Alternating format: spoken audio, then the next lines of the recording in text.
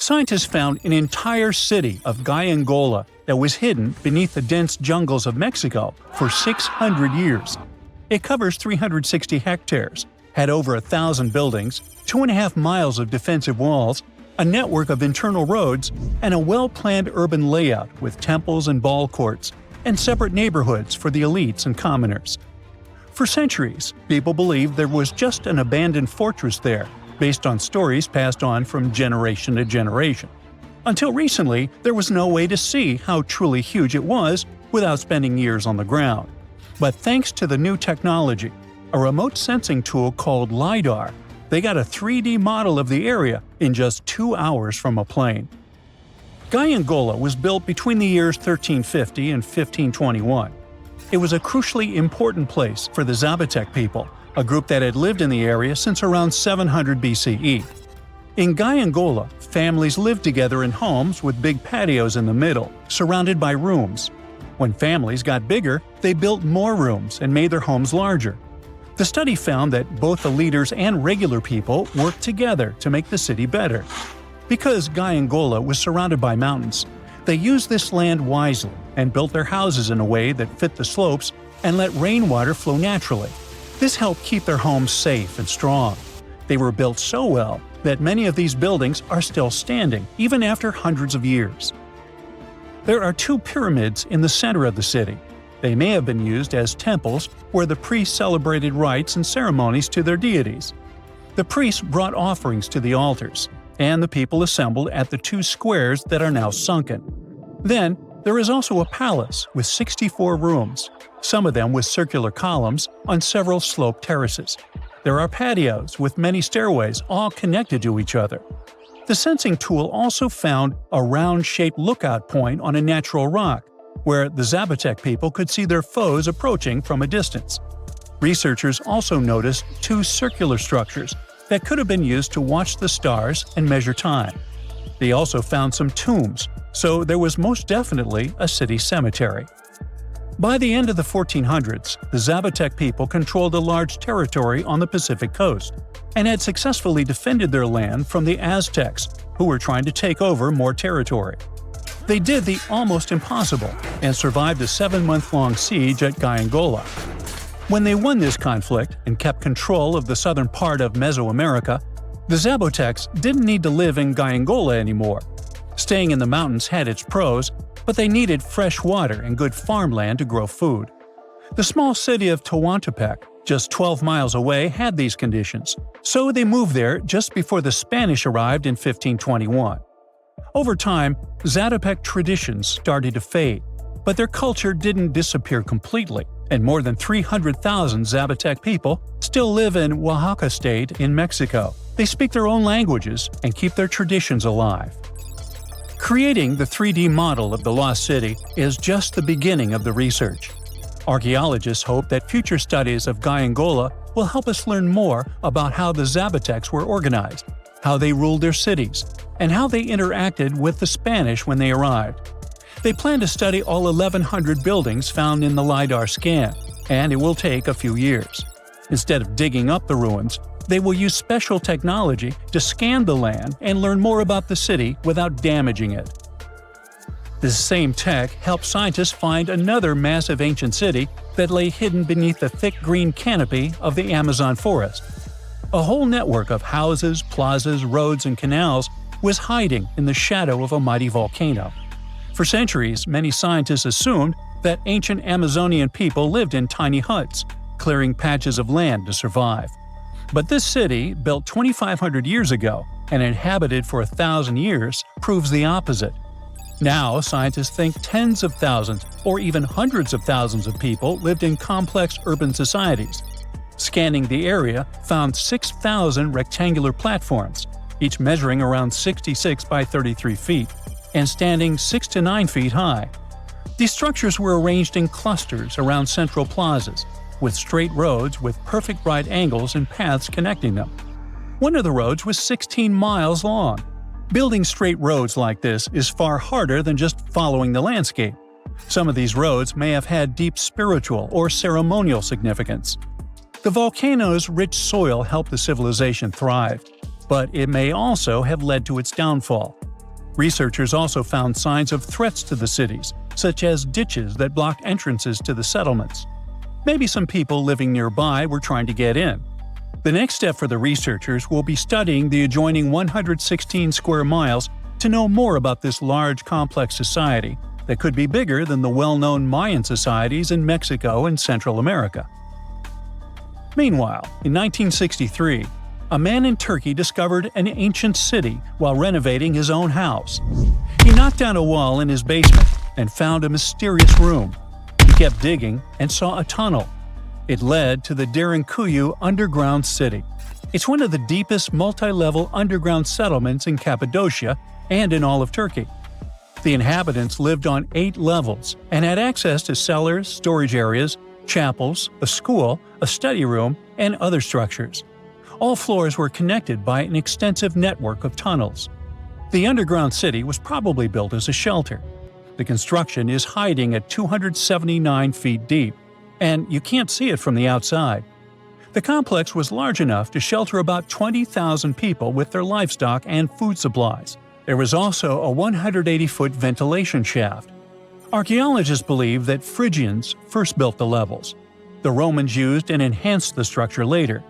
The golden time of Derinkuyu was during the Byzantine era. The next lost and found city appeared only in a few inscriptions and ancient texts, so no one could be sure it really existed. Scientists searched the majority of the coast of Egypt, until one archaeologist and his team detected a colossal face looking at them from under the water. The ancient city of Thonis Heraklion was discovered completely submerged 4 miles off Alexandria's coast. In the ruins of the lost city, there were 64 ships, 700 anchors, and a treasure trove of gold coins. Archaeologists believe the 16-foot-tall statue and the temple remains are the most important findings discovered by the expedition. Back then, the city had ceremonies and celebrations that took place in the Temple of Ammon. The ruins and artifacts were made from granite and diorite, so they were in good condition even after having been in contact with water for centuries. They give people a glimpse into what life was like 2,300 years ago in one of the most important trade ports of the world. The city had a network of canals, sort of like an ancient Egyptian Venice. The canals linked many separate harbors and anchorages. Towers, temples, houses, and other structures were also linked by bridges. Thonis Heraklion was the country's main port for international trade and the collection of taxes. No one really knows how the city ended up submerged, but archaeologists connect it with natural causes. At the end of the 2nd century BCE, most probably after a flood, it got covered with water. Then Alexandria, the city founded by Alexander the Great, became more glorious than Heraklion. Before Alexandria's fame, Heraklion was the main port of entry to Egypt. So after the tragedy, many ships heading for Heraklion had to change their route and go to Alexandria. Heraklion lost its glory until its discovery in 2000. The story goes that 2 Mayan twin boys loved to play ball. Sure, they were really good at it, but they also made a lot of noise when playing. The lords of the underworld soon became bothered by the sound and summoned the 2 boys to the underworld, a place the Mayans called Xibalba.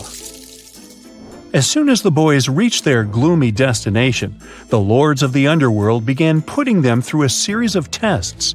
Soon enough, the inexperienced twin boys failed the tests and lost their lives. But this was not in vain.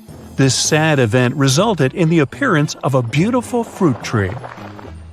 Soon enough, a young woman saw a beautiful fruit on this tree and reached up to pick it.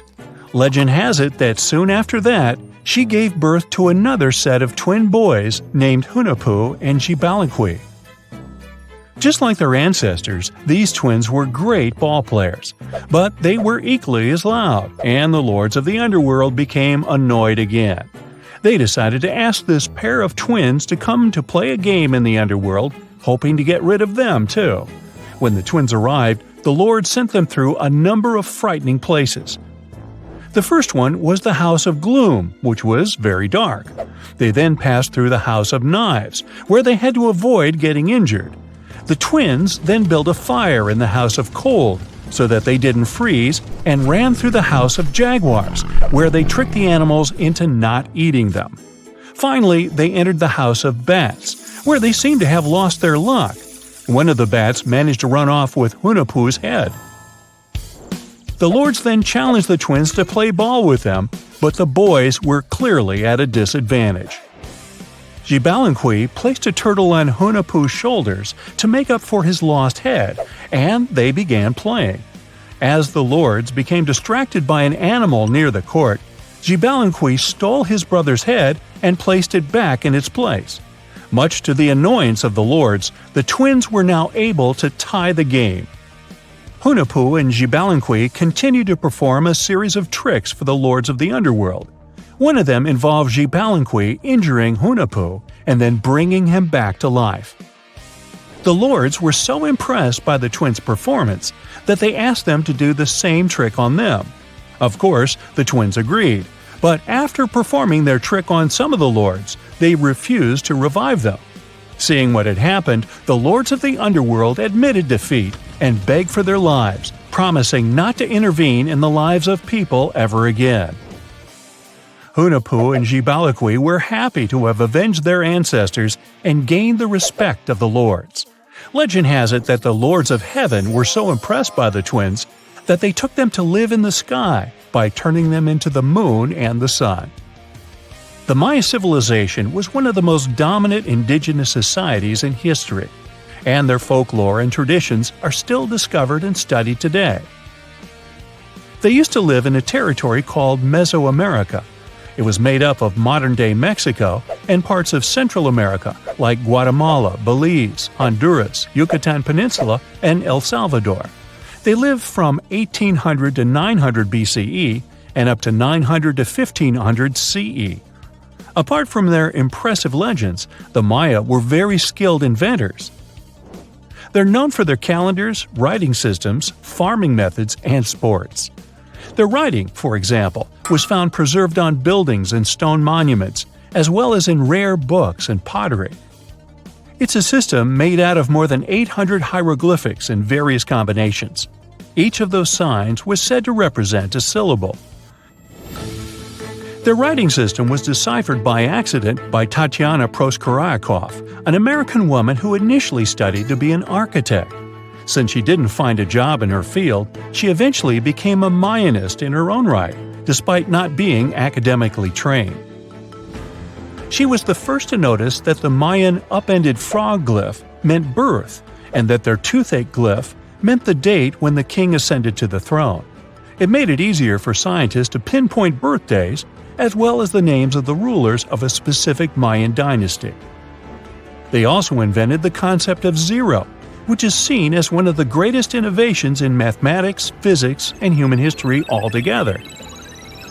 Sure, even back then, people understood the idea of having nothing, but the concept of zero as a number is a relatively new invention. A fun fact about Mayans is that they really liked hats. The bigger your hat was, the more important you looked. Not only was it a sort of fashion statement, but it also made them look taller, which was a big deal for their aesthetic. The Mayans also came up with one of the most intricate and complex calendars in human history. It was the first to use zero as a placeholder. Their calendar ended on December 21st, 2012, which led some people to believe that it translated to the end of the world.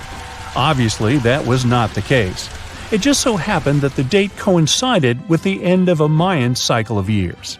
But you know, as advanced in science and astronomy as they were, they did make some mistakes. One of them was their belief that the world was flat.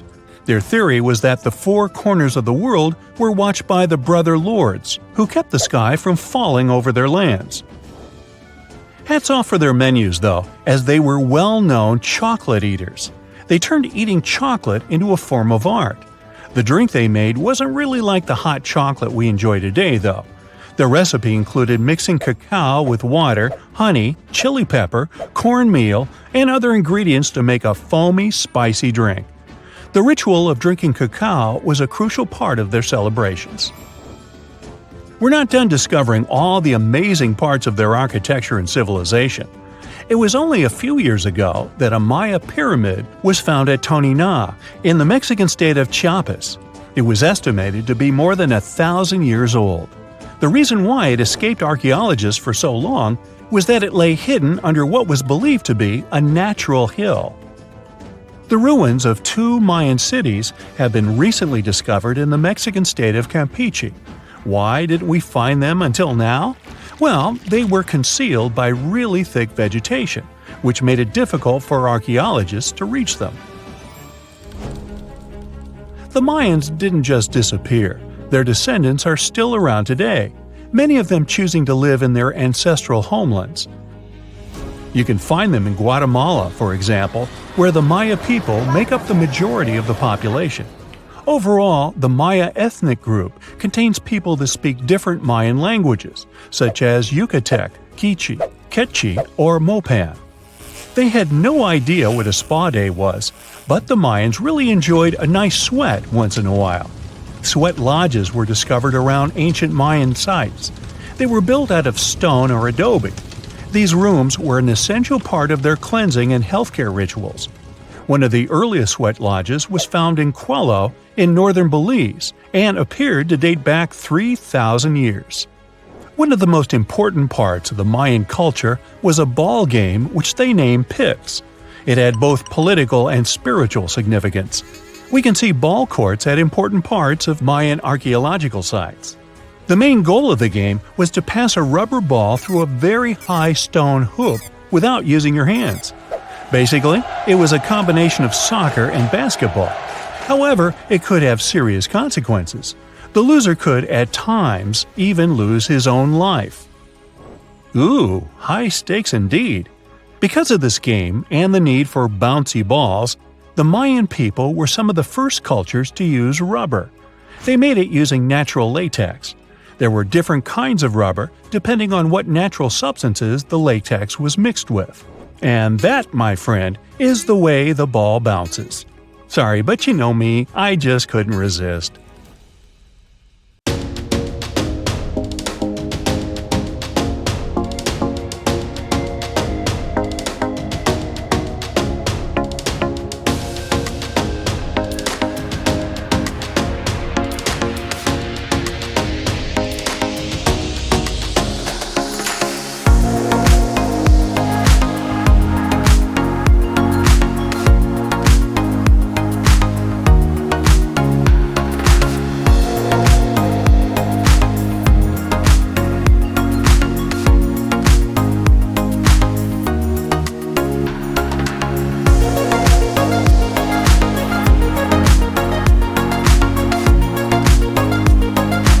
Down for the ride?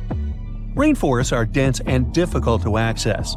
If you were an archaeologist, I'm betting you'd find them quite threatening as well. That's actually one of the reasons why we've been kept in the dark for so long when it comes to the truth about the Mayans. But take a look at this. You'd expect to see ruins like this in places like Portugal, England, or the United States. I'm talking about 130-foot wide roads, painted white to help travelers journey through the nighttime. For scale, these roads were about half the size of an American football field. Huge, huh? Scientists recently unearthed a 110-mile network of roads such as these, and they think this dates back to before the first registered Mayan ruins we've known so far. These roadways, which sometimes ran over swampy ground and were even elevated at times, are being called the world's first superhighways.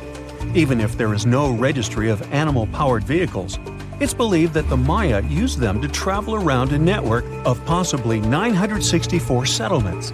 They were built like a huge spider web, and from what archaeologists have gathered, they worked as an implied system of economic and social interactions. This completely debunks the traditional idea that the Mayan pre-classic period, which dates back to 1000 to 350 BCE, was made of small tribal settlements.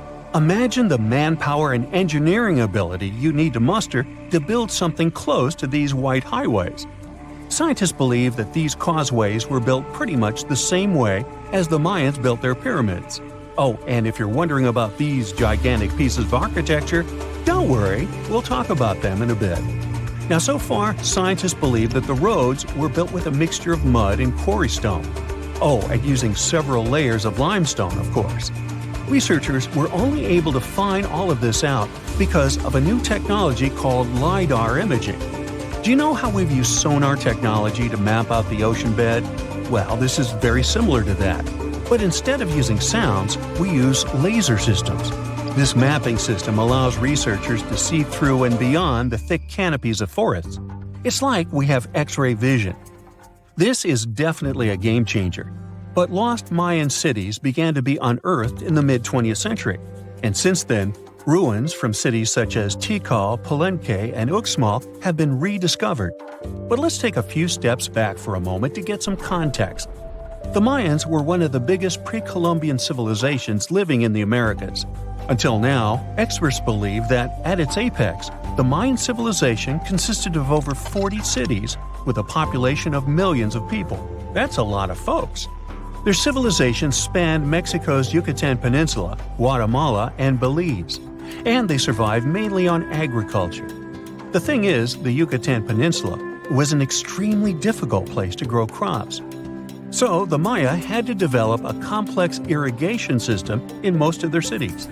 They built a series of ceremonial buildings, pyramids, plazas, and even courts for playing ball.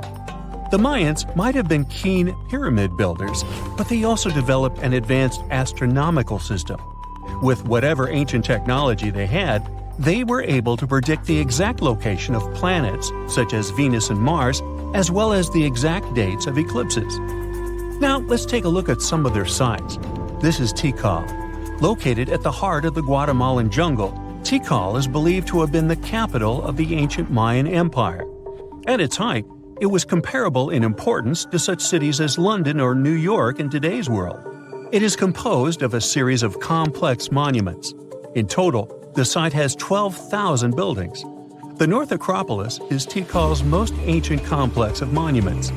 Built solely by human hands around 350 BCE, it served as the resting place of kings and chiefs. Its monuments are up to 200 feet high. Back in the day, the step pyramid temples were painted a beautiful red. Mayans loved that color. Today, of course, you'll only see the limestone. We've said that the Mayans spread out through different countries, so it shouldn't come as a surprise that Chichen Itza is a 10-hour drive from Tikal today. There's no feud between the two, they were just different city centers, like New York and LA. It's got one of the best preserved pyramids on Earth to date. Located in Mexico's Yucatan state, this Mayan city is well over 1,500 years old. At its peak, it was home to 35,000 people. The site covers 4 square miles of land. The highlight is El Castilla, a tremendous step-like temple standing 80 feet above ground. Its most peculiar feature is that it has 91 steps up each of its 4 sides, including the upper platform, which makes for 365 steps, the same number of days as the solar year. Makes you go, Behold, the lost city of Palenque. Another important Maya city is believed to have hosted over 6,000 people at its peak. Archaeologists have made some unusual discoveries on this site. The most eccentric of them all makes us think of Indiana Jones and the Tomb Raider. One of the buildings in Palenque is believed to be the final resting place of the Red Queen of Palenque. She was believed to be the grandmother of the last Mayan king. In her honor, a huge monument was built to keep her body after her passing. The discovery of the tomb itself was already thrilling. Archaeologists found an ancient monument when digging at the site back in 1994. The first they saw was a room with a hidden door. Once they opened the door, they discovered an 8-foot-long corridor.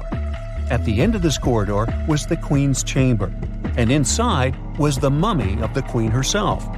They found her to be accompanied by her pearls, jade shells, and expensive rocks. But as the team explored the remains, they saw something strange. The room was filled with a red-colored powder.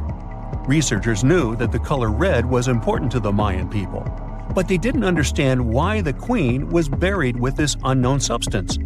They took a sample back with them for further analysis and discovered that the red powder was cinnabar, a very dangerous mineral. This powder, when inhaled, can cause severe health damage to a person. The team concluded that this could only be a trap for anyone trying to steal her riches. Talk about curses, huh? One thing that has always troubled researchers is the lack of evidence on the decline of this almighty empire. What could have been the cause of their demise? Was it a drought? Some disease? New research in 2017 did shed some light on this issue. Using data from a site called Siabal, located southwest of Tikal, scientists analyzed radiocarbon data from ceramics and archaeological excavations to extract new information about the unexpected passing of this great civilization. The information shows that instead of a sudden collapse, the Mayans most likely fell in waves of social instability and political crises. These events are believed to have deteriorated Mayan city centers and began causing the dispersion of the Mayan population. So, what's your take on the end of this story? You are lost deep within the jungle in the Yucatan Peninsula in Mexico. There are strange noises all around you, and to make it worse, the sun is setting. Soon, you'll be alone in the middle of an unknown rainforest. Guess it was a pretty bad idea to come looking for El Dorado on your own, wasn't it? You keep walking as fast as you can when suddenly, wait! What's this you're seeing? It looks like large stairways made out of stone. This definitely doesn't look natural, so you take a picture. Maybe you didn't strike gold, but you might have just found something relevant. Congratulations! You found Akamtun, a long-lost Mayan city. Hidden 37 miles into the jungle, the name literally translates to stone column. Stone was probably in at the time, so these guys used a lot of it to build their pyramids, houses, and even ball courts. If you ever thought that Europeans invented ball games, think twice.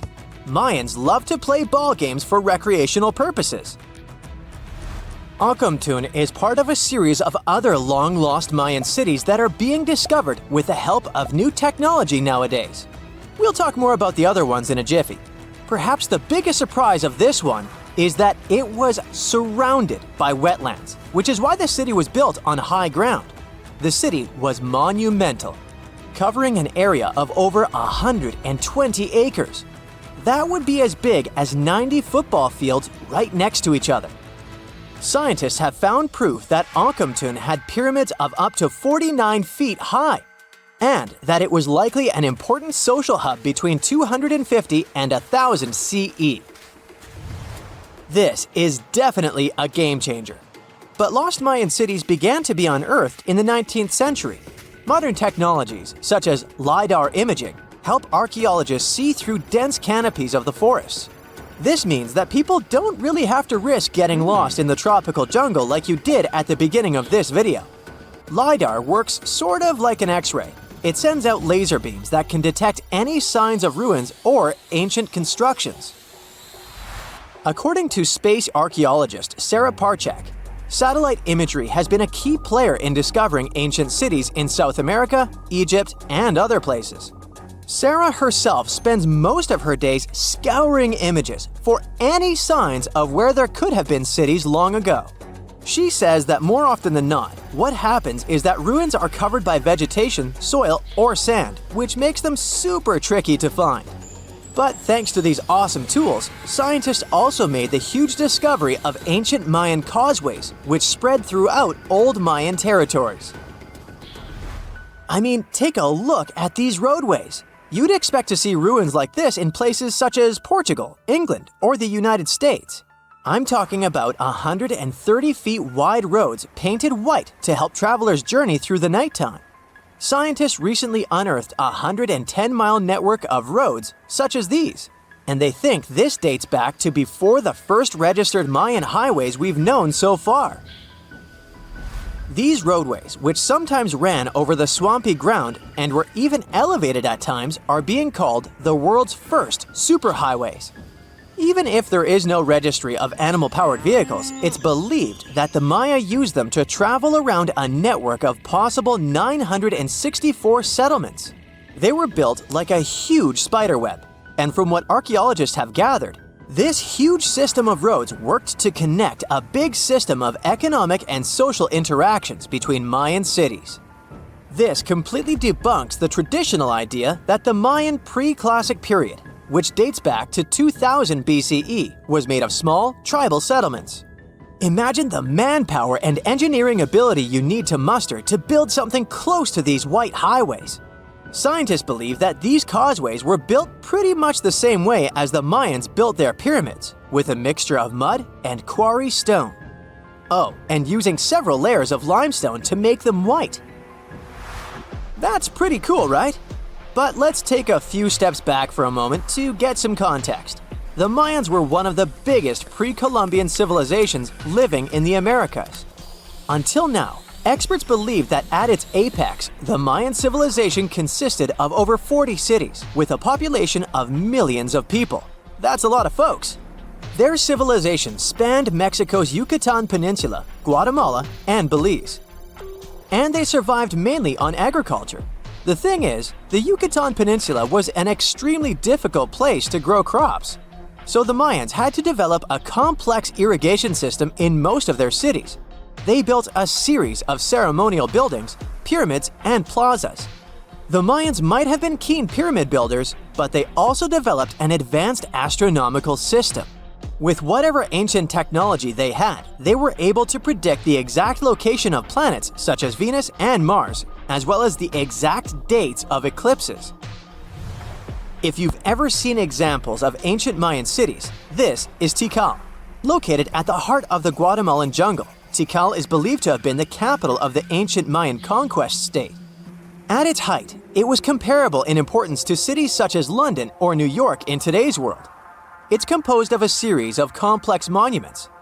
The North Acropolis is one of Tikal's most ancient complexes of monuments. Built solely by human hands around 350 BCE, it served as the resting place of kings and chiefs. Its monuments are up to 200 feet high. Back in the day, the step pyramid temples were painted a beautiful red. Mayans loved that color. Today, of course, you'll only see the limestone. Then there's Chichen Itza. It's got one of the best preserved pyramids on Earth to date. Located in Mexico's Yucatan state, this Mayan city is well over 1,500 years old. At its peak, it was home to 35,000 people. The site covers 4 square miles of land. The highlight is El Castillo, a tremendous step-like temple standing 80 feet above ground. Its most peculiar feature is that it has 91 steps up each of its 4 sides, including the upper platform, which makes for 365 steps, the same number of days as the solar year. You can see that these folks were a pretty big deal, huh? That's why nobody can really understand what happened to them. There's a big lack of evidence on the decline of this almighty empire. What could have been the cause of their demise? Was it a drought? New research in 2017 did bring some new discoveries into the mix. Using data from a site at Ceibal, located at southwest of Tikal, scientists analyzed radiocarbon data from ceramics and archaeological excavations to extract new information about the unexpected demise of this great civilization. The information shows that instead of a sudden collapse, the Mayans most likely fell in waves of social instability and political crises. These events are believed to have deteriorated Mayan city centers and began causing the dispersion of the Mayan population. It's hard to pinpoint the exact causes, though. But hey, recent discoveries are shedding a big light on humanity's past. Not only about the Mayan Empire, but about other long-lost civilizations of South America. A major recent discovery in Brazil was done using satellite imaging technology and is also shocking scientists. Some images from near the Xingu River, also in the Amazon, suggest that cities of millions of people might have existed inside the jungle, way before our modern civilization ever existed. I mean, if this doesn't shock you, I don't know what will. Satellite imagery also detected a network of trenches dating back to 200 and 1200 CE in the Bolivian Amazon forest. These proofs suggest settlements that could have supported around 60,000 people right in the middle of the Amazon forest. When researchers from the University of Florida went on ground to check the satellite information, they were shocked to find several mounds that were accompanied by ditches and geoglyphs. Archaeologists also found remnants of carefully designed walls centered around plazas, much like the type of construction done by the ancient Mayans. Back in December 2012, a lot of people were freaking out over the idea that the world might end in some catastrophic event. And it was all thanks to the famous Maya calendar. This ancient way of tracking time had been the subject of endless speculation. But one of its biggest mysteries was definitely an 819-day count found in some versions of the calendar. No one could explain why it was there or how it worked, until recently, when a group of researchers from Cambridge might have finally cracked the code. First things first, how does the Maya calendar work? So the system the Maya civilization used to track days was based on something we now call the calendar round. Think of it like 3 interlocking gears. These are 3 cycles working together. The first is a 365-day solar year, known as Hab. The second is a cycle of 20 names. And the third is a cycle of 13 numbers, which forms a 260-day sacred calendar, called Solkeen. Just like we'd say something like December 25th, 2025, they named their days based on how these 3 cycles lined up. For example, here we have the day 3 Manik and the 14th of the month Hop. It takes 52 years for the 3 cycles to align in the same way again. After that, the days start repeating. But this is where things start to get more complicated and mysterious. On some Mayan monuments, we have also found enigmatic inscriptions pointing to the existence of another cycle, the 819-day count. There are about 20 examples of these inscriptions, mostly found in places like Palenque and Yaxchilan in Mexico. So it didn't seem random at all, and this calendar must have been hiding a big secret. Early research showed that the 819-day cycle was represented by one of 4 colors and the cardinal directions associated with them. Black was tied to the west, red to the east, white to the north, and yellow to the south. Researchers also discovered that this period of time could be broken down into 3 smaller cycles: one of 9 days, one of 7 days, and one of 13 days. Multiply them together, and you'd get 819 days. Pretty cool, but why did they do that? This color scheme and the 3 cycles seemed like a basic level of interpretation, and experts were pretty sure its real purpose was still hidden from us. Another thing researchers noticed is that this strange count of days was mostly shown using a Y glyph, followed by a number. But in some cases, they also added a glyph representing Kawil. This was a powerful Maya deity, often associated with creation and lightning. He was usually symbolized by a torch coming out of his forehead, representing the spark of life. But in the 90s, a study suggested that when Kawil's inscription showed smoke and fire coming from his forehead, it could actually represent the planets Jupiter or Saturn, or maybe even both. Wait, that means that the 819 days count could be linked to both planets in some way. From there, research focused on figuring out what that link might be. The first conclusion is that this calendar might have helped the Maya track the movements of those planets in some way. Then they started noticing something interesting. These cycles could be specifically tied to the synodic periods of Jupiter and Saturn. By synodic periods, we mean the time it takes for a celestial body, like a planet, to return to the same or nearly the same position as seen from Earth.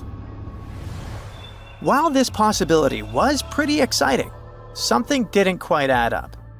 Each planet moves very differently, and trying to fit multiple planets into an 819-day span just didn't seem to work. In other words, this 4-part color-coded calendar system was simply too short to align perfectly with the synodic periods of the visible planets. So it looks like we're back to square one. This mystery had people scratching their heads for ages, until 2023, when specialists realized they might have been looking at it all wrong. Researchers actually needed to shift their perspective. Instead of seeing this system as 819 days, they needed to consider the number as representing timelines. And this period of time could be just a small part of a much, much bigger calendar. You see, as we said earlier, this cycle seemed to track the period when a planet became visible to people on Earth. To prove that these 819 cycles were timelines, not actual days, researchers needed a planet that could serve as a starting point to back up their theory. In this case, it was Mercury. And there's a pretty simple reason for that. Mercury's synodic period is 117 days, which fits perfectly into the calendar count. I mean, if you take 1819 and divide by 117, you get the number 7. So, Mercury is the only visible planet whose synodic cycle fits neatly into this period as whole numbers. Perfect. Now they had a solid starting point.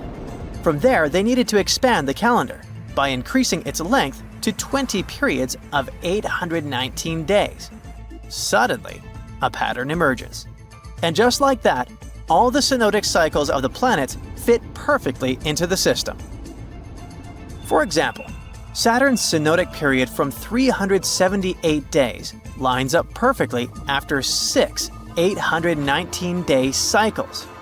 Venus aligns every 5 cycles. Jupiter every 19 cycles. And Mars, which takes the longest, needs 20 cycles.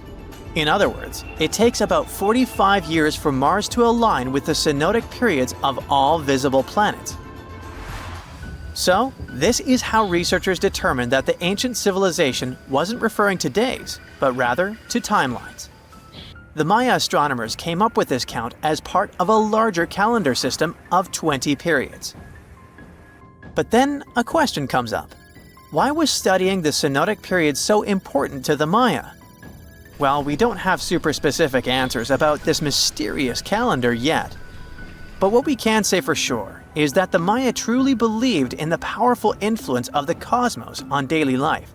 So maybe they wanted to analyze how the movements of all the visible planets lined up with their other calendars. Of course, this system is just one part of the Maya's amazing and advanced understanding of astrology. And it wasn't just about using astrological cycles for planting and harvesting. They also had crazy specific knowledge, like how to predict solar eclipses. Archaeologists believe the Maya connection to the stars is reflected in the ruins of their world. Take the famous pyramid in the ancient city of Chichen Itza, located in Mexico's Yucatan Peninsula. If you look closely at the base of its staircase, you will see a snake's head carved in stone. But here's the coolest part.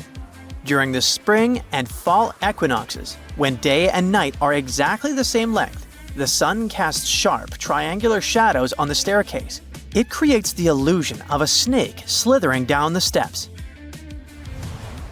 Another example of how they use their knowledge of astronomy in their temples is in Tikal, Guatemala. Built around year 1 of the Common Era, this pyramid is considered one of the Maya's earliest astronomical complexes. And its alignment and orientation allowed them to track and calculate solstices and equinoxes with incredible precision. The Maya were skilled skywatchers. Just like we have modern-day high-tech observatories with round domes, they had something similar. Meet El Caracol. The name means snail in Spanish and refers to the spiral staircase inside the tower. Built around 906 Common Era, it was the perfect place to observe all the changes in the sky and track the movements of the sun, moon, planets, and stars. Unlike us today, with our telescopes, satellites, and advanced tools, the Maya relied entirely on naked eye observation, and that makes their achievements even more incredible. Can you tell me what date it is today? Piece of cake. You just look at your smartphone and voila, you immediately know the day, month, and year. But was it always this easy to tell the date? Did the ancient people even have the concept of a year that lasts 365 days? Yes and no. Mayan calendars had cycles. That's close to what we call a year. But the Mayan cycle was much longer, 819 days. And this is where the mystery begins. 819 days compared to what? When does this calendar begin, and when does it end? Scientists were asking themselves this question for decades. They discovered and deciphered the Mayan calendar during the 1940s. Recently, two American scientists, John Linden and Victoria Bricker, came forward with a solution. So, what did they do differently from their predecessors? The duo deciphered the code by broadening their thinking. They expanded the calendar from 819 days to full 45 years. That's 20 times longer than the original cycle. And a pattern started to emerge. This was a major breakthrough because the Maya told time in a complicated way. You can forget about the easy-to-read Arabic numerals we have today. These ancient people used glyphs. These are tiny images that represent characters, something like the icons on your desktop or universal symbols. When you see a little dot with 3 curved lines above it, you know there is a Wi-Fi network available. The Mayan calendar used glyphs that represented animals or natural phenomena. For example, there were symbols for a jaguar and an eagle. Each glyph marked one day. Each cycle is repeated 4 times, 8 and 19 x 4. Let's call these 4 cycles blocks. The Mayas colored each block differently. Scientists thought these colors corresponded to the 4 cardinal directions. Red was east, white, north. West was black, and finally, yellow marked south. But then the 1980s came. Yeah, this was a weird decade. The calculations were all wrong. Researchers determined that the colors were associated with the position of the sun in the sky. It turned out that the color yellow represented the highest point of the sun, which is called a zenith. White was the lowest point, called the nadir. It seems that the calendar showed just how good the ancient Mayas were at astronomy. This is most evident at Chichen Itza. This principal Mayan city is located on the Yucatan Peninsula, Mexico. There stands an impressive step pyramid. It is dedicated to the feathered serpent deity, and its alignment is perfect. Something marvelous happens here twice a year, during the equinoxes, March and September. These are the times when the sun shines directly over the equator. On these 2 dates, the day and night last the same. At the site of the pyramid, sunlight first illuminates the sculpture of the serpent head at the base of the structure. Then it makes its way up the 91 steps. This creates the illusion that a snake is slithering down the pyramid. Even today, people gather to witness the sight, and it must have been more impressive when the Mayas completed the structure 1050-1300 CE. Do you know what a synodic period is? Neither do I. But Mayan astronomers did. A synodic period is the time that passes before a stellar body does a full lap. For example, this is the period between 2 full moons. When you look from Earth, this period lasts roughly 30 days. And the Mayas were looking at the skies non-stop. They carefully noted the synodic periods of all planets. From Venus to Saturn, these ancient astronomers kept records of nearly all celestial bodies. But what does this have to do with their calendar? The American researchers' calculations revealed the link. Let's take the planet closest to the Sun as an example, Mercury. Its synodic period is 117 days. Multiply that by 7 and you get which number? Exactly 8 to 19, when 17 x 7 equals 819. Coincidence? Definitely not. Because synodic periods of other planets also neatly match the magical figure 819. But this is not visible from a single Mayan cycle. Scientists had to expand it several times to discover the pattern. There is a reason why no one could decipher the code for so long. They were focused on a single planet. The trick was to add the Mayan calculation for all the planets. Researchers just needed to see the bigger picture. This brings us to the year 2012. Can you remember that some people thought that the world would end on December 21st? That turned out to be a bust. We are alive and well now. But what started this false rumor?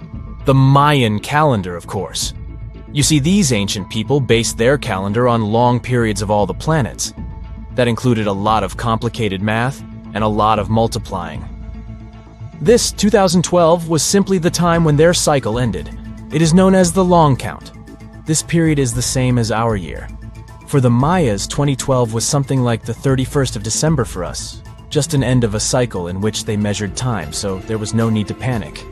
Those New Year's Eve parties might be a bit wild, but the world doesn't end on January 1st. The Mayas stretched more than their calendar. Rubber was the name of the game. Yes, you've heard it correctly.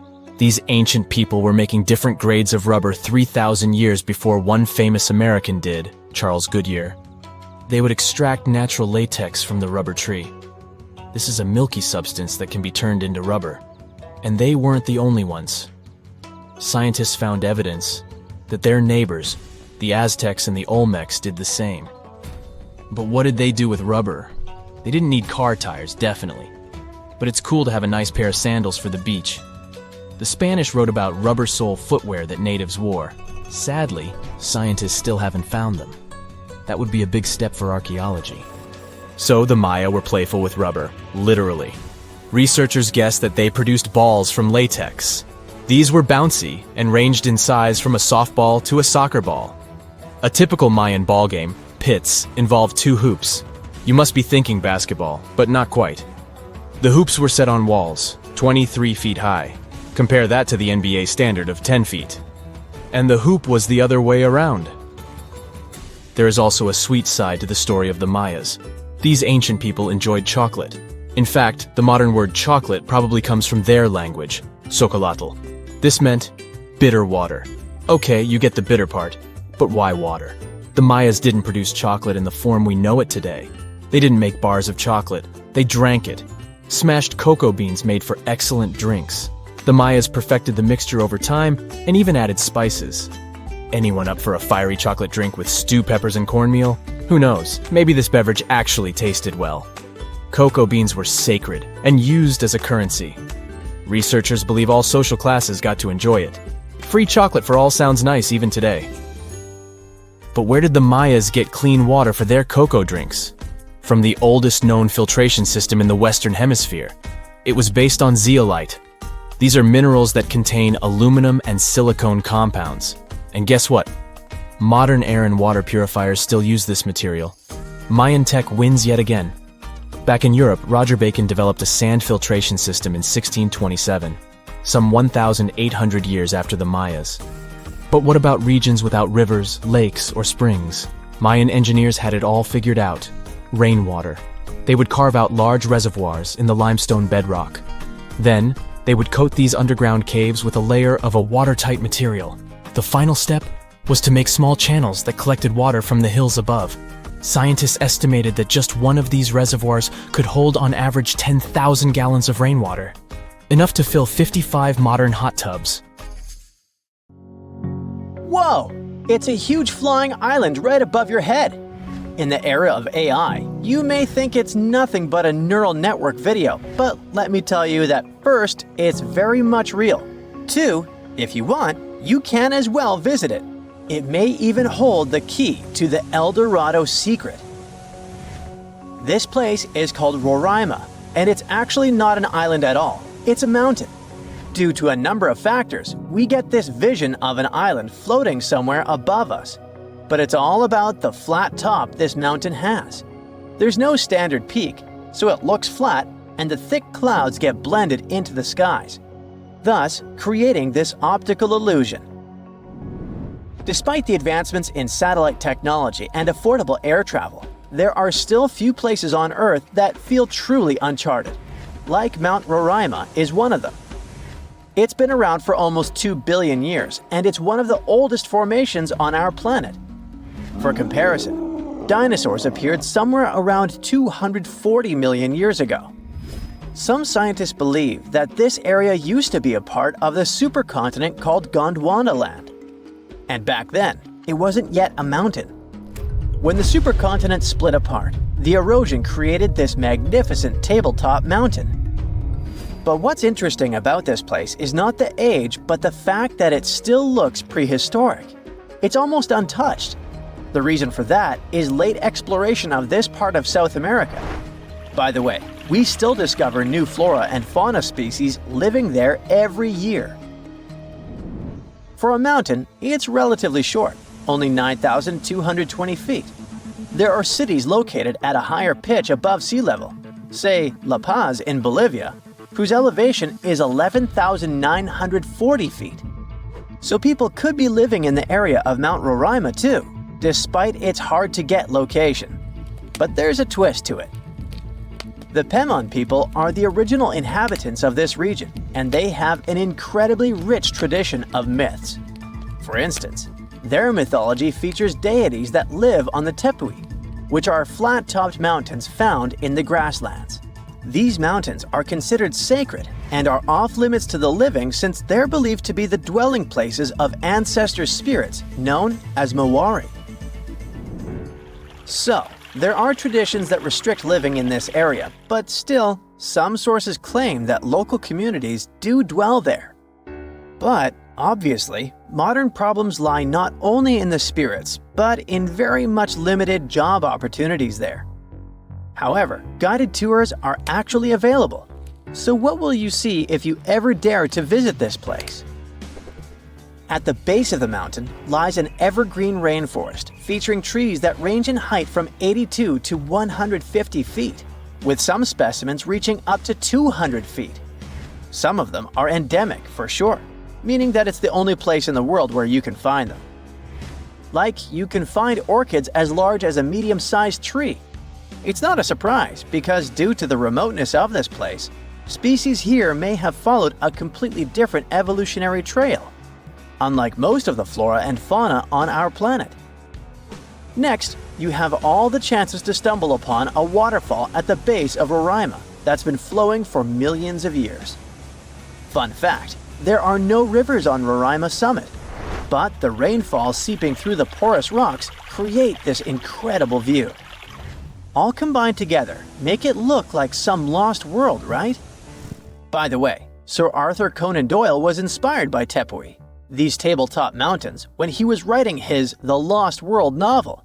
Yep, it's not only Sherlock he was famous for. Among these natural wonders, Roraima stands out as the most accessible tepui. There are more similar formations, but they're way less trek-friendly. Yeah, amongst other mountains, Roraima may be the easiest to get to. But still, it is very hard to get there, even taking into account all the modern technologies. So, how did the discovery happen? Hard to say for sure, but there is a theory backed up by official records. Back in the 16th century, here was this Sir Walter Raleigh. Look at his fancy collar and mustache. He was one of the most important people during the Elizabethan period. In 1594, he got to know about a great golden city near the Caroni River. That idea stuck in his mind. Maybe it was something like a get-rich-quick scheme for him. Anyways, 1 year later, he went to explore what is now Guyana and eastern Venezuela, and he described precisely Mount Roraima. On March 22, 1595, an English fleet led by Walter Raleigh showed up off the coast of Trinidad. Raleigh tried to make nice with the Spanish settlers there by trading and even inviting them aboard his ships for some entertainment. After a few drinks, the Spaniards opened up about a person having some particular activities in Guyana, sharing insights about the land's geography and the treasures they believed were hidden inland. Fast forward to April 7th, Raleigh pulled off a surprise attack on the town of San Jose and managed to capture this very person. After squeezing him for information, Raleigh declared his own plan to head into Guyana on a quest for the legendary Golden City. Since his ships couldn't navigate the narrow channels of the Orinoco Delta, Raleigh had his carpenters modify one of them, likely a galleass, to only draw 5 feet of water. This ship could carry 60 men, while another 40 were split among smaller boats. Progress was slow as they navigated through the delta, getting lost in what Raleigh described as a labyrinth of rivers. Eventually, they made their way to the Caño Manamo, and then into the main Orinoco River. A bit further upstream, where the Orinoco meets the Caroni, Raleigh encountered a native chief named Topiawari, and they hit it off. Topiawari revealed that his people had been pushed out of inland Guyana by a fierce tribe from the west. This fed into the prevailing belief, shared by both the Spanish and Raleigh, that El Dorado was home to runaway Incas from Peru. Topiawari also mentioned that the invading tribe was rich in gold, claiming that their nearest town, just a 4-day trek south, was the source of gold plates that were being traded far and wide. But he hinted that even finer treasures lay deeper in the land. Raleigh then made his way to the mouth of the Caroni, but strong currents halted any further progress. He sent out 2 scouting groups on land, while he led a third one. They unearthed a few shiny stones that they eagerly dug out of the ground, but most turned out to be worthless. They learned that a massive lake about 40 miles wide lay at the head of the Caroni, filled with alluvial gold. However, with no way to move forward and the Orinoco's waters rising, Raleigh had to call off the expedition, hoping to come back when conditions were better. It wasn't until 1616, over 20 years later, that Raleigh got the go-ahead from James I for a second try in Guyana. He assured the king he could retrieve a lot of gold from a mine near the Caroni that he had heard about on his earlier trip. James specifically ordered him not to clash with the Spanish, who were still controlling the Orinoco area. When Raleigh arrived in South America, he stayed on the ship while sending Lawrence Kemmys and a team to look for the mine. For reasons that remain unclear, Kemmys ended up attacking and capturing the Spanish town of Santo Tomé, resulting in the demise of Raleigh's son Wat during the skirmish. Unable to find the mine, the crew returned to the ship, and facing Raleigh's anger, Kemmys took his own life. Back in England, Raleigh was put on trial for allegedly lying about the mine and trying to provoke a conflict with Spain, which ultimately led to his execution. Or maybe those were the Maori spirits who didn't appreciate the intrusion. So looky here, scientists discovered ancient artifacts near King Tut's tomb. Turns out, his VIP final resting place looks more like a public graveyard with about a dozen wooden coffins that's been there for around 3,600 years. Okay, I might have exaggerated a tad. The 11 tombs weren't exactly right next to King Tut, but they were close, near the same city of Luxor. New findings in Egyptian tombs can help us piece together what life was like in ancient Egypt. And guess what? Ancient Egyptians seem to have been remarkably like us, modern humans. Say, the women have always loved jewelry, and archaeologists retrieved a beautifully made necklace with 30 amethyst beads and 2 agate beads, plus a hippo head amulet. Bet it was all the rage back then. Researchers also discovered 2 copper mirrors. One had a handle shaped like a lotus, and the other was decorated with Hathor, the ancient Egyptian deity of the sky, women, fertility, and love. These recent excavations near Tutankhamun's burial site led to another jaw-dropping revelation. For the first time in thousands of years, fragments of Queen Hatshepsut's Valley Temple were uncovered. This fearless woman was thought to be the second female pharaoh, who ruled with both courage and wisdom, leaving a legacy as solid as the stones themselves. Her temple, hidden for ages, opens a window into a time filled with power, intrigue, and spiritual devotion. Archaeologists found over 1,000 beautifully decorated stone blocks on the outskirts of Hatshepsut's funerary temple. There were very few women who managed to take the throne in ancient Egypt. Another tomb was found nearby, and it belonged to the overseer of Queen Teti Sheri's palace, whose name was Jehuti Mez.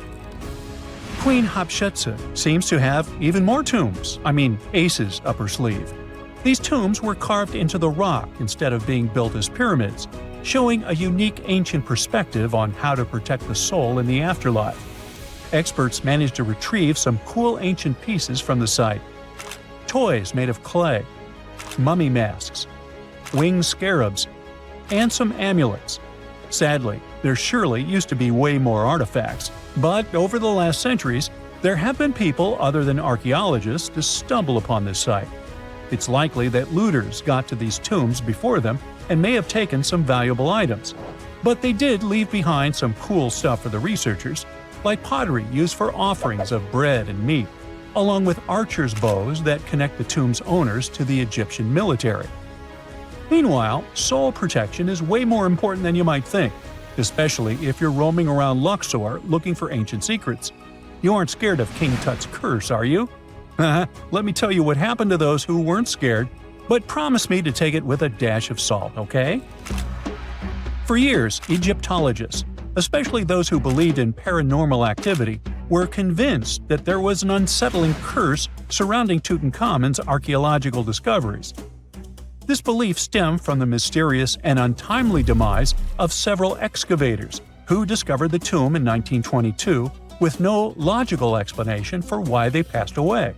It was just easier to chalk it up to something supernatural and avoid the whole mess.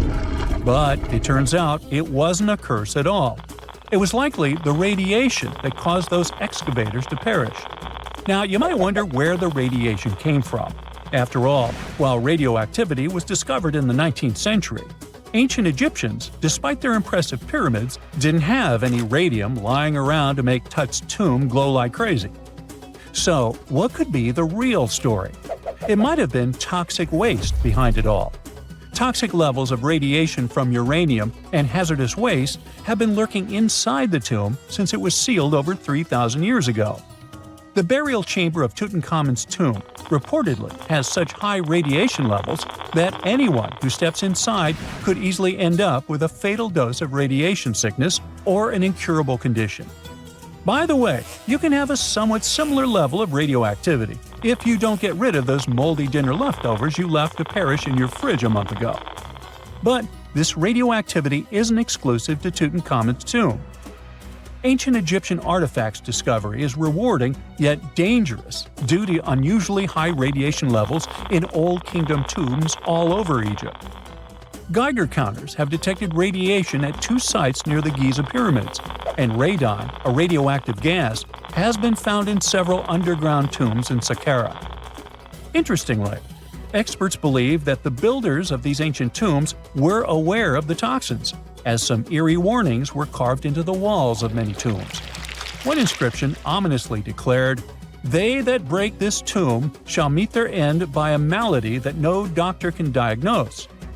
Other ominous phrases like "forbidden," "due to evil spirits," only added to the fear that supernatural curses haunted these ancient sites.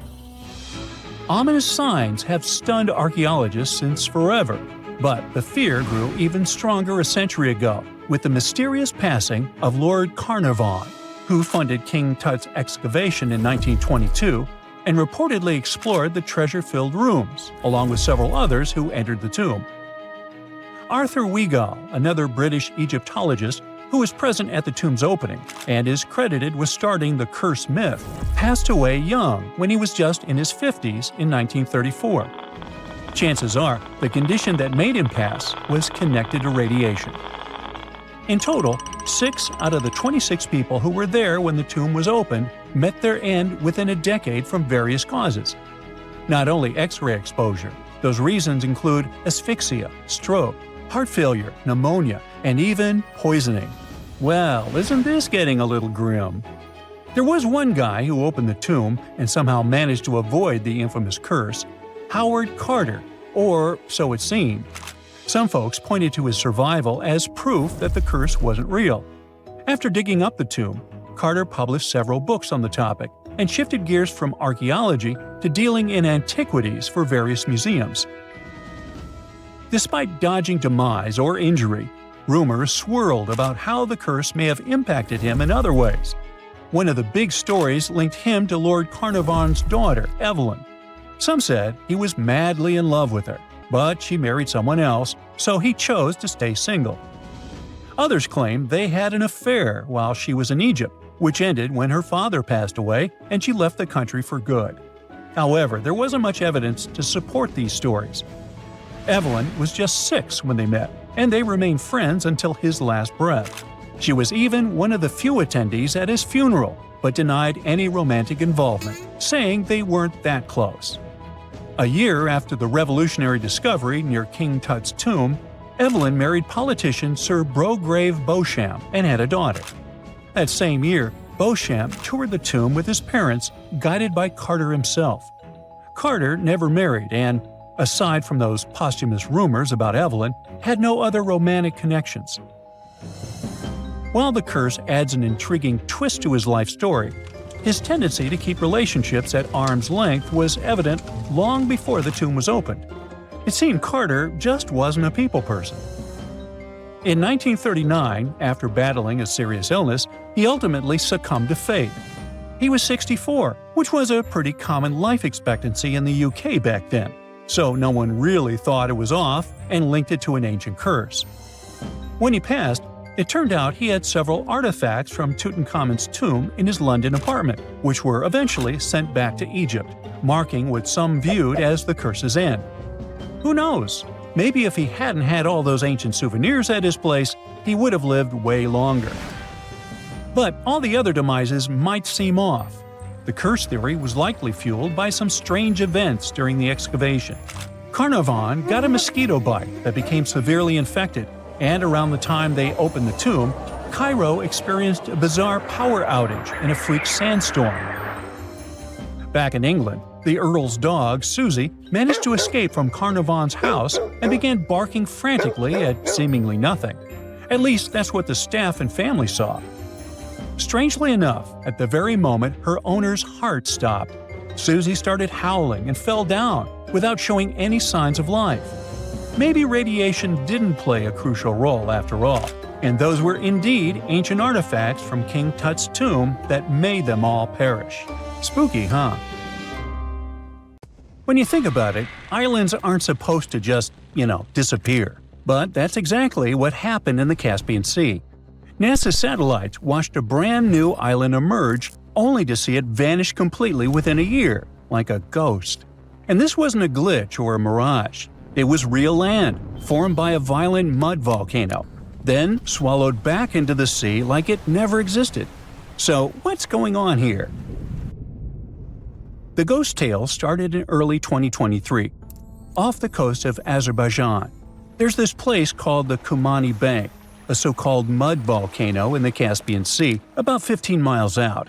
It has erupted multiple times, and each time, this led to a fascinating story, the one we're learning about now. When it erupted recently, it spewed a chaotic mix of mud, gas, and rock into the sea. But this time, NASA's satellites were there to catch it all on camera. In November 2022, the volcano's peak was still hidden beneath the waves. Just 4 months later, a brand new island appeared, stretching about 1,300 feet across. And then, in December 2024, it was gone, completely erased from the map.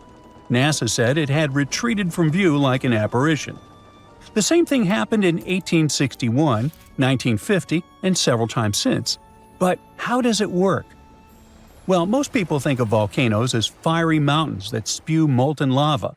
But mud volcanoes, like the Kumani Bank, are a completely different kind. They don't erupt with lava. Instead, they blast out thick, bubbling mud, sometimes mixed with methane gas, and that's a stinker. Scientists have found over 1,100 of them on land and shallow water, and there may be over 10,000 more hiding deep in the ocean. Now, these things are strange, dangerous, and still barely understood, and Azerbaijan is just a goldmine for them. Over 300 mud volcanoes have been counted on land and offshore, more than anywhere else on Earth. So, why so many? Because the Arabian and Eurasian tectonic plates collide under Azerbaijan, pushing against each other. This creates crazy pressure. Deep underground, water gets heated, but instead of melting rock, it mixes with minerals to create thick, pressurized mud. Tectonic forces squeeze this mud upward through faults and cracks in the Earth's crust. And when the pressure becomes too much, well, boom, it suddenly bursts, blasting mud, rock, and gas into the air. And sometimes these eruptions create temporary islands, like the one NASA just saw. But there's another crazy part. Mud volcanoes aren't just messy, they can be terrifyingly dangerous. Some mud volcanoes are small puddles just a few feet across. But others? Well, they're absolute monsters. The tallest known mud volcano is about 2,300 feet high, nearly as tall as the Burj Khalifa skyscraper. The widest one is 6 miles across, big enough to swallow an entire city. Which brings us to the weirdest part. In some cases, they don't just spew mud, they ignite, sending massive fireballs into the sky. A horrible fountain of mud, gas, and flames towering hundreds of feet high. One of those happened in 2001, and it burned for days. That's why they often lead to horrifying catastrophes. In 2006, there was the Lucy mud volcano disaster in Indonesia. It erupted out of nowhere in the middle of a populated area. And what's even crazier, the mud flow never stopped. It's still erupting today. It buried tons of villages under the mud. Over 24,000 people lost their homes, and scientists predicted that this horror would continue for 20 more years. At first, no one knew what caused it. Some think it was just an earthquake 2 days later. Others blame drilling operations nearby. A gas company was exploring right before the eruption happened. Well, whatever the reason, it has turned entire towns into ghostly wastelands. And they're not just dangerous for us. They're a disaster to the planet in general. They just love to leak greenhouse gases. They constantly leak methane, one of the most powerful gases that warms up our entire planet. These guys release between 30 and 140 million tons of methane per year. That's up to 9% of all natural methane emissions, and more than some entire countries produce. Well, that's the estimate at least.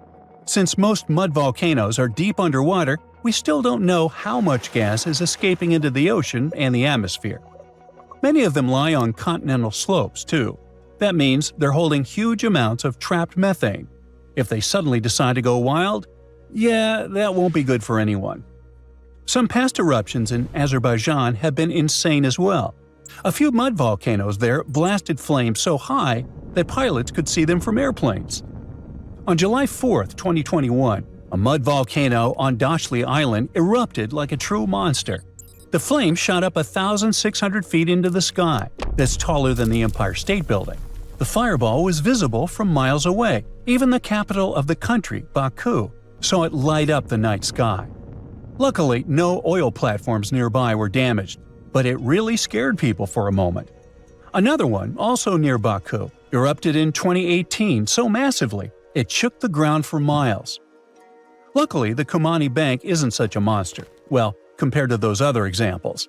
In 1950, the Kumani Bank erupted again, creating a horrifying pillar of fire about 330 feet high. It burned for 15 minutes. This created a large oval island as well, and it disappeared just about half a year later. Then another powerful disaster took place in 1959. For almost 20 minutes, flame reached the heights of about 650 feet, like about 2 statues of Liberty, including the base. The eruption brought up breccia, a type of rock made of broken fragments, and this time, a newly formed island lasted for 3 more years before eroding away. The thing is, those islands are never built to last. Mud volcano islands aren't made of solid rock, they're fragile piles of sediment. The Caspian Sea's waves and currents slowly eat away at them, washing it back into the ocean bit by bit. NASA isn't sure if the 2023 Kumani Bank eruption was as fire as that, but it didn't last that long either. All that remained was a faint shadow of land, barely peeking above the water. But will it rise again? Well, probably. Just don't get too excited. The Caspian Sea might create more ghost islands in the future, only to erase them again, as if they never existed. Now, interestingly, not all mud volcanoes are disasters waiting to happen. Some are actually ancient holy sites. Deep in Balochistan, Pakistan, stands Chandragupta, a sacred, constantly bubbling mud volcano. Hindu pilgrims believe it's a gateway to the deities. They visit it as part of their journey to the nearby temple. Before entering the temple, they tossed offerings into the mud pool, coconuts, rice, and sometimes even money. This volcano seems safe. People prayed to it for centuries. It never erupts, just slowly breathes like a living being. But even though it's sacred, it's still dangerous. The land around it is unstable, and eruptions can happen without warning. What's even crazier is that we might not be alone in having these bizarre formations. Scientists think that Mars may have mud volcanoes too. NASA has recently spotted strange dome-like creatures on the red planet. That could be ancient Martian mud volcanoes. And if that's the case, that's just another clue into an entire pile of evidence that Mars used to have liquid water. If they investigate it, they might even find some signs of life there. Well, maybe. They also think that Europa, Jupiter's icy moon, might have a version of these guys, except instead of mud, they erupt slushy water and ice. Now, the worst part about those guys is that we still don't fully understand them. Scientists can't predict how much methane they really release, why some of them erupt while others continue to sleep, and what they can tell us about life on other planets. We barely scratched the surface, literally. The deepest mud volcanoes are thousands of feet under the ocean. That's why many of them are completely unstudied right now. But perhaps they'll tell us their stories one day.